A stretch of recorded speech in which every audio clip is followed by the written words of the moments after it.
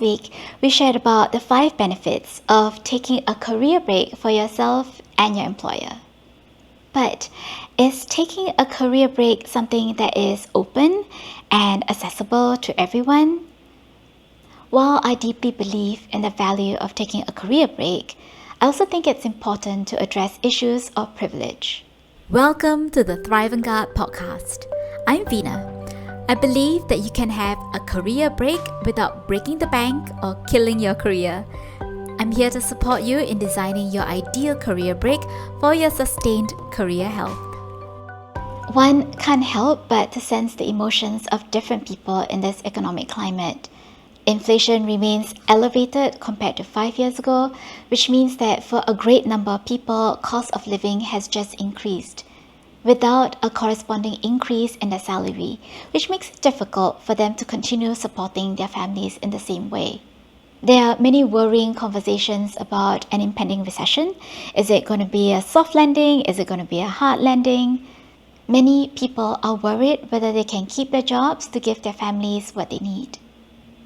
So even though I talk about the value of taking career breaks, I want to be sensitive and not tone deaf to whatever is going on in the economy and how it's challenging to so many people. I didn't embark on my career break, my third one, in an economic climate such as this one. Actually, I left my job near the market high, but that didn't last. Timing your career break in a way that is kind to yourself and your former employer is important. I gave my former boss about 3 months before relinquishing one aspect of my job portfolio, and then a further 3 months before I wrap up the rest of my job responsibilities. So that was quite a long runway that I gave before I left my job. Throughout my life, I've met great people who have gone on to become friends, so preserving relationships are important to me.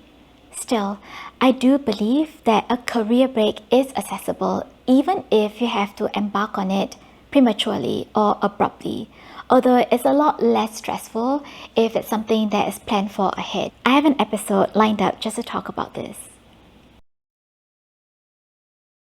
Even while we talk about a career break, I want to acknowledge the privileges inherent that makes it easier for one person to contemplate going on one as compared to another. I'm feeling a little vulnerable talking about the privileges that I have that allowed me to go on 3 career breaks, but I think it's important to lay it out there.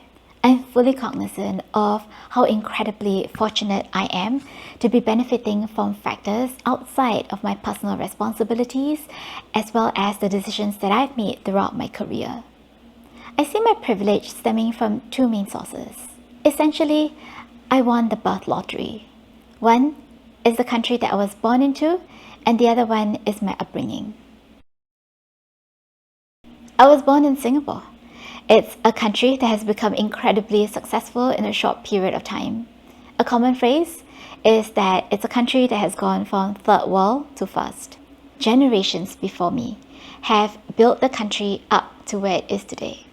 By the time I entered the job market, there were economic opportunities that have increased, work is plentiful, such that there are jobs that I can choose to do.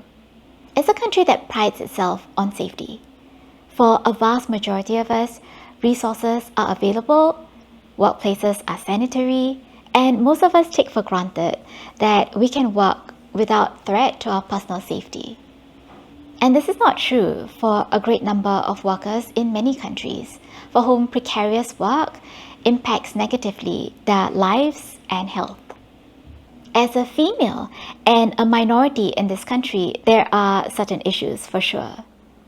And still, I have opportunities here to build a career and accumulate funds that will allow me career flexibility. This is also a country where your health insurance is not tied to your job.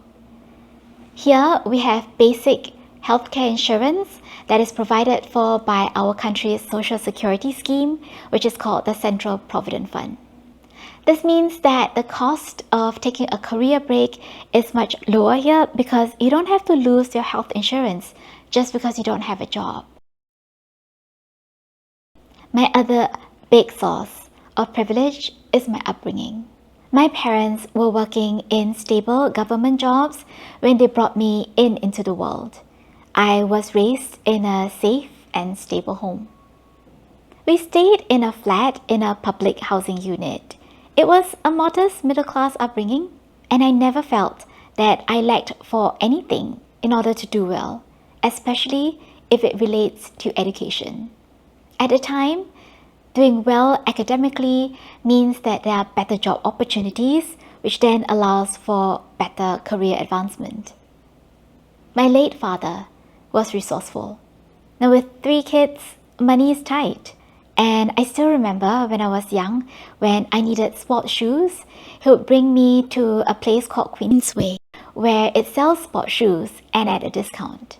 When there were school activities, such as camps, my father would ask around the extended family to see whether anyone has sleeping bags to lend us. So from my late father, I learned frugality as well as good money management. I didn't graduate with debt. My university fees were paid out of my late father's social security scheme, which we call the CPF. He was a planner who would ensure that his family would be taken care of even if it's gone. So when he passed away when I was 21, we had a sum of money that kept us afloat. Here, I also want to allude back to winning the birth lottery based on the country that I was born into. There is a social safety net, such as organizations which offer bursaries that disburse funds which enabled me to stay in university even after my late father passed on. There was Lembaga Beasiswa Kenangan Maulud, Hokkien Hui Kwan, and an award offered by the Ministry of Education which allowed me to graduate with a job. I'm so grateful for these as well as other privileges that allow me to participate in the job economy, build a career, and develop the ability to have career flexibility to weave in and out of the job market in alignment with the seasons of my life. If not for the country that I was born into and my upbringing, I don't think it would have been possible for me to go on 3 career breaks without wrecking my finances or destroying my career. My hope is that this episode sparks a wider conversation about how we can create an equal playing field so that more people can reach the level of success that they find meaningful. I hope you will join me as we dive into more issues surrounding the taking of career breaks. Next week, I'll be diving into 3 myths that might stop you from taking a career break. So stay tuned. Always rooting for you.